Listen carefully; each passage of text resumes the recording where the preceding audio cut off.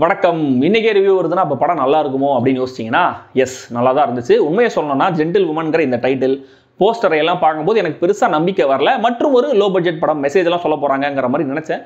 But Lijo mole Jose இருக்காங்க அப்படின்னு தெரிஞ்சதுக்கப்புறம் ஒரு நம்பிக்கை வந்துச்சு. ஏன்னா அவங்க ரொம்ப சூஸியாக தான் படங்களை நடிக்கிறாங்க. நடிக்கிற படங்களும் மினிமம் லெவலில் நல்ல படங்களாக இருந்திருக்கு. அதான் காரணம்.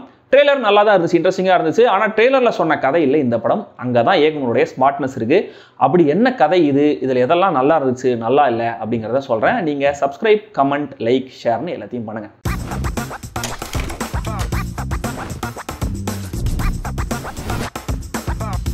Gentle woman. ஹரிகிருஷ்ணன் எல்ஐசியில் வேலை பண்ணிட்டு இருக்காரு. அவருக்கு இப்போதான் கல்யாணம் ஆயிருக்கு. தன் வைஃப் லிஜோ மோல் ஜோஸ் மேல் ரொம்ப பாசமாக இருக்காரு. ரெண்டு பேருக்குள்ளேயும் ரொம்ப ஸ்மூத்தான ரிலேஷன்ஷிப் இருக்கிற மாதிரி தெரியுது. லிஜோ பார்க்க டிபிக்கலான கிராமத்து கன்சர்வேட்டிவ் பொண்ணா இருக்காங்க. டெய்லி காலையில இருந்து பூஜையெல்லாம் பண்ணி வீட்டு வேலையெல்லாம் முடிச்சுட்டு ஹஸ்பண்டுக்கு தேவையான எல்லாத்தையும் எடுத்து வைக்கிறது, செய்யறதுன்னு டிபிக்கல் ஹவுஸ் ஒய்ஃபா ரொம்ப ஹாப்பியா இருக்காங்க. இந்த சூழல்ல ஹரிக்கு வேற ஒரு பொண்ணோட அஃபேர் இருக்கு அப்படிங்கிற விஷயம் லிஜோவுக்கு தெரிய வருது. இதுக்கப்புறம் நடக்கிற டோட்டலா எதிர்பார்க்காத விஷயங்கள் என்னென்ன, இவங்க லைஃப் என்ன ஆச்சு, ஹரி அஃபேர் வச்சிருக்கிற லாஸ்லியா யாரு, அவங்க எப்படி இந்த கதைக்குள்ள வராங்க, இதெல்லாம் தான் ஜென்டில் உமன். எந்த சாதியிலையும் மதத்திலையும் பொம்பளை ஆம்பளைக்கு கீழே தான். ஸ்டன்னிங்கான ஒரு போர்ட்ரேல கொடுத்துருக்காங்க லிஜோ. அந்த கேரக்டரோட யாருக்கு எப்படி சேஞ்ச் ஆகுதுங்கிறத தன்னுடைய நடிப்பில் அவ்வளவு நேச்சுரலாக கொண்டு வந்திருக்காங்க. லைட்டாக ஒரு சில இடங்களில் அவங்களுடைய மலையாள ஸ்லாங் எட்டி பார்த்தாலுமே கூட அவங்களுடைய பெர்ஃபார்மன்ஸ் அதை எல்லாத்தையும் ஓவர் ஷேடோ பண்ணி கைத்தட்டல்கள் வாங்குது. முக்கியமாக சில சீன்ஸ்லாம் இருக்குது, அதையெல்லாம் சொன்னால் ஸ்பாய்லர் ஆகிடும், நீங்களே பார்த்து தெரிஞ்சுக்கோங்க. பட் ஓவராலாகவே சூப்பர். அடுத்த முக்கியமான கேரக்டர் லாஸ்லியாவோடது. செகண்ட் ஹாஃப்ல தான் இவங்க வராங்க. ரொம்ப டெலிகேட்டான ஒரு கேரக்டர், அதை ரொம்ப மெச்சூர்டாக அழகாக கேரி பண்ணியிருக்காங்க லாஸ்லியா. இந்த படத்தோடைய நடிகர்கள் தேர்வுக்கு இயக்குனரை தனியாக பாராட்டணும். ஹஸ்பண்ட் கேரக்டரில் வர ஹரிகிருஷ்ணன், லிஜோவுடைய தங்கச்சியாக வர தாரணி, எஸ்ஐயா வர ராஜீவ் காந்தி, உயர் அதிகாரியாக வர சுதீஷ், நெய்பர் கேரக்டரில் வர நந்திதா ஸ்ரீகுமார், குரலா மட்டுமே வர அந்த அம்மா கேரக்டர்னு ஒரு சில பேரே இருந்தாலும் அதில் ஒரு சில காட்சிகளே வந்தாலும் கூட வர அந்த ஒரு சீன்ல அவங்க நடிப்பும் பேசுற வசனங்களும் சூப்பரா பக்காவா இருக்கு. கோவிந்த் வசந்தாவுடைய பின்னணி இசை இந்த படத்தோட இன்னொரு முக்கியமான கேரக்டர். ஒரு ஸ்லோ பர்ன் த்ரில்லர் கதையோடைய நரேஷனை மியூசிக்னால எந்த அளவுக்கு எஃபெக்டிவா மாற்ற முடியும்னு காட்டியிருக்காரு. கொஞ்சம் யோசிச்சு பார்த்தா படத்தோடைய ஆரம்ப காட்சிகள்லேயே படம் அடுத்தடுத்து எப்படி மாறப்போகுதுங்கிறதுக்கான ஒரு லீடை கோவிந்த் வசந்தா பேக்ரவுண்ட் ஸ்கோர்ல அண்டர் ஸ்கோரும் பண்ணியிருக்காரு. மிக சிறப்பான ஒரு ஒர்க்.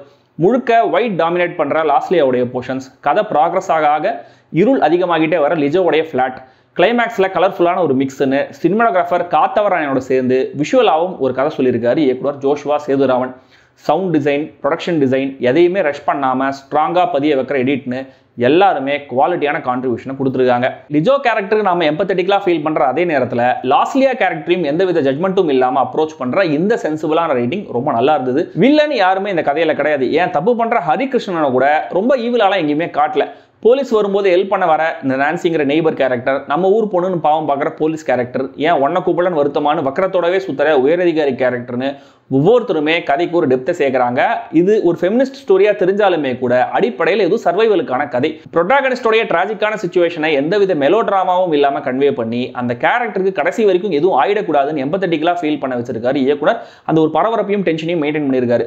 இதுல லாஸ்லியா கேரக்டரை லிஜோ மீட் பண்ற ஒவ்வொரு சீனுமே ரொம்ப நல்லா எழுதப்பட்டிருக்கு. அண்ட் எந்தவித ஆர்ப்பாட்டமும் இல்லாம இயக்குனர் இந்த கதையோடைய ஒவ்வொரு லேயரையும் ரிவீல் பண்ற விதம் கிளாசிக்கான ஒரு ஹிட்ச்காக்கியன் அப்ரோச் ரொம்ப அரஸ்டிங்கா இந்த படத்தை நம்மள பார்க்க வைக்குது. அடுத்து இதுதான் நடக்க போகுது அப்படின்னு நீங்க எங்கேயுமே கெஸ் பண்ண முடியாது. அடுத்து கவிஞர் யுகபாரதி வசனகர்த்தாவாகவும் கலக்கியிருக்காரு. செகண்ட் ஹாஃப்ல போலீஸ் கேரக்டர்ஸ் பேசுற வசனங்கள், சிச்சுவேஷனோட ஐரனியை கன்வே பண்ற சில வசனங்கள்னு பல இடங்கள்ல ஹியூமர் சூப்பரா ஒர்க் ஆயிருக்கு. அதுவும் அந்த சர்ச் ஃபாதருக்கு ஃபோன் வர சீன்லாம் அநியாயமான குசும்பு. அந்த டவுன் சைடு சில விஷயங்கள் கதையோடைய கன்வீனியன்ஸுக்குன்னு பண்ண மாதிரி கொஞ்சம் உறுத்தலா தான் இருக்கு. முதல்ல இந்த கதையோடைய மெயின் கான்ஃபிளிக்ட் இனிஷியேட் பண்ற அந்த ஒரு கேரக்டருடைய நடவடிக்கை, ஏன்னா திடீர்னு இப்படி ஆயிடுச்சுன்னு ஒரு கண்டிப்பா ஒரு ஷாக் வேல்யூ அந்த இடத்துல இருக்கு. பட் அந்த மொமெண்ட்டுக்கான லீடை இன்னும் கூட பெட்டரா பில்டப் பண்ணி கொண்டு வந்திருக்கலாம்னு தோணுச்சு. அண்ட் லிஜோவுக்கும் ஹரிக்குமான சீன்ஸ்லயும் கொஞ்சம் அழுத்தம் இருந்திருக்கலாம். தென் கிளைமேக்ஸ் கொஞ்சம் முன்னாடி வரைக்கும் ரொம்ப இயல்பா ஃபீல் ஆன படம் சுதீஷ் கேரக்டர் பண்ற ஒரு விஷயத்துல இருந்து ரொம்ப சினிமாத்தனமான டோனுக்கு மாறுது.